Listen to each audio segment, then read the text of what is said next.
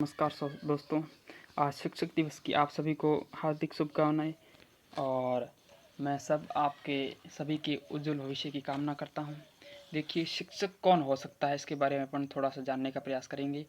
तो शिक्षक वो व्यक्ति होता है जो हमें सही गलत का रास्ता सही गलत में फ़र्क करके हमें वो सही मार्ग की ओर प्रशस्त करता है, वो होता है शिक्षक। और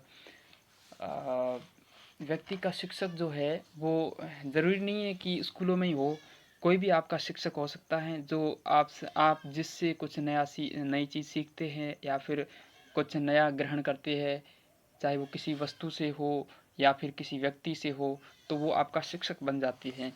तो शिक्षक का होना हमारे जीवन में बहुत ही ज़रूरी है और शिक्षक का दैनिक जीवन के अंदर बहुत सारा महत्व है। वो हमें अपनी प्रगति का मार्ग बताते हैं और हमें सही गलत में फ़र्क दिखा करके विभिन्न मूल्यों से हमें अवगत कराते हैं और जीवन जीना सिखाते हैं। वैसे एक अच्छा शिक्षक बच्चों के लिए वो होता है जो बच्चों की हर कमज़ोरी को पहचान लेता है। बच्चे के अंदर क्या कमज़ोरी है, क्या खूबी है, वो एक अच्छे शिक्षक को पता होती हैं और बच्चा कितना याद हो पा रहा है या फिर विभिन्न तथ्यों को लेकर के इस प्रकार का नॉलेज है वो शिक्षक को पहले ही पूर्व ही पता होता है। तो शिक्षक जो होता है वो दीपक की भांति होता है जो खुद जल करके औरों को प्रकाशमान कर देता है। इसलिए हमें शिक्षक को हमेशा सम्मानजनक नज़रों से देखा जाना चाहिए और उन्हें सम्मान देना चाहिए, इज्जत देनी चाहिए। और वो उन सभी गुरुओं का मैं धन्यवाद करना चाहूँगा जिन्होंने मुझे ज्ञान प्रदान किया और मुझे प्रगति के मार्ग पर प्रशस्त किया। मैं उन सभी गुरुजनों का सदैव ऋणी रहूँगा। दूसरा, अगर गुरुजन हमारे जीवन में नहीं है तो हमारा जीवन व्यर्थ है, तो गुरुओं का होना बहुत ही ज़रूरी है। दूसरी बात, अगर अपन सफल हो जाते हैं तो कौन खुश हो सकता है।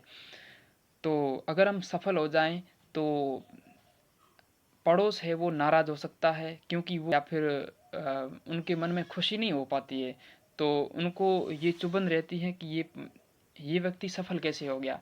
लेकिन एक गुरु ही ऐसा होता है जो ये चाहता है कि मेरा पढ़ाया हुआ बच्चा या मेरे ज्ञान दिया हुआ व्यक्ति मेरे से भी आगे बढ़े। इसलिए गुरु जो है वो आपका कभी बुरा नहीं चाहता है और हमेशा आपकी प्रगति चाहता है और वो ये चाहता है कि मेरा जो पढ़ाया हुआ बच्चा है वो मेरे से भी आगे बढ़े। दूसरी बात, पहली जो शिक्षक होती है वो व्यक्ति की माँ होती है, क्योंकि माँ से वो अपनी मातृभाषा सीखता है, बोलना सीखता है, उठना सीखता है, बैठना, सभी प्रकार की जो क्रियाएं हैं वो करना सीखता है। और माँ बाप के बाद जो पहला गुरु है वो होता है शिक्षक या गुरु। तो वो गुरु भी होना ज़रूरी है।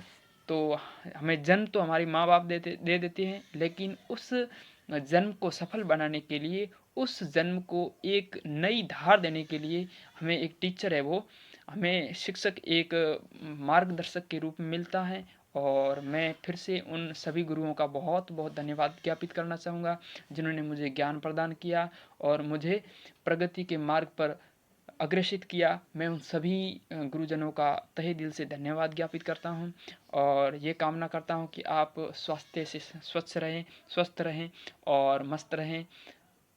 धन्यवाद।